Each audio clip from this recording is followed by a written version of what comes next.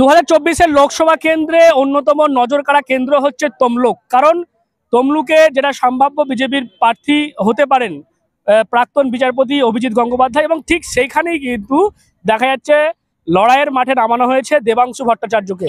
Debangshu Bhattacharya social মিডিয়ায় আপনারা দেখেছেন যেভাবে ঝড় তুলতো, তারপর তাকে তৃণমূলের নানান পদে দেওয়া হয় এবং সোশ্যাল মিডিয়া ইনচার্জও তিনি, এবং তারপর এই সোশ্যাল মিডিয়ার ইনচার্জ থেকে আজকে সাংসদের প্রার্থী পদ, সেটা কিন্তু যথেষ্ট তাৎপর্যপূর্ণ। এবং তার ওপর অভিজিৎ গঙ্গোপাধ্যায়ের মতো একজন প্রাক্তন বিচারপতি, তার বিরুদ্ধে লড়াই, সেটাও কিন্তু একেবারে সহজ নয়। কিন্তু তারপরও আমরা কথা বলছিলাম দেবাংশু ভট্টাচার্যের সঙ্গে, তার বক্তব্য যে তমলুকের মাটিতেও খেলা হবে।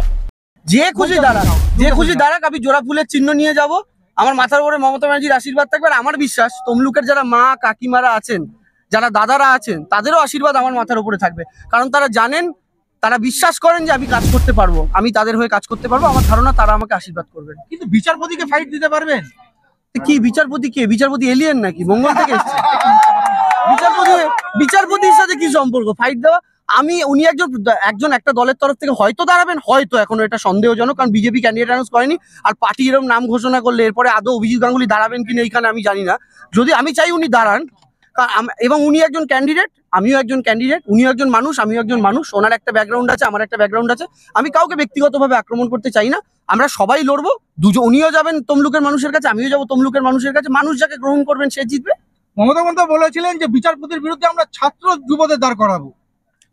হ্যাঁ, মমতা ব্যানার্জি সেটা দেখিয়ে দিলেন।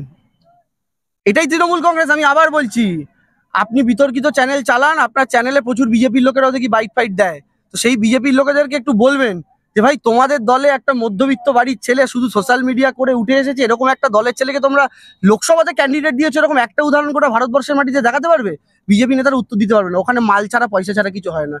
আর তৃণমূল কংগ্রেস একটা মধ্যবিত্ত বাড়ির ছেলেকে তুলে এনে লোকসভার মতো নির্বাচনে ক্যান্ডিডেট করতে পারে। আমি গর্বিত, আমি তৃণমূল কংগ্রেস করি, মমতা ব্যানার্জির দল করি।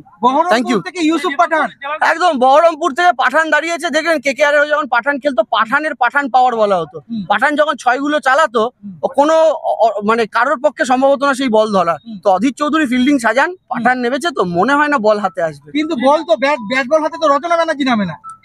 রচনা ব্যানার্জি উনি তো দিদি নাম্বার 1, দিদিরাই ওনাকে জিতিয়ে দেবে। তারপরে তো দাদারা সঙ্গে আছেনি। তো সব মিলিয়ে খেলা হবে এবার, চিন্তা করবেন না। দলে এখন দুটোই দিদি নাম্বার 1। পশ্চিমবঙ্গের মানে মমতা বন্দ্যোপাধ্যায় এমন একজন দিদি, যিনি হচ্ছেন চাঁদকে আমরা মামা বলি। আমার বাবাও মামা বলে, আমিও মামা বলি, আবার আমার দাদুও মামা বলতো, জানেন তো।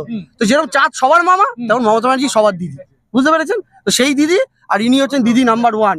তো সব মিলিয়ে লড়াই হবে। ঠিক আছে, বাধা হবে না তো?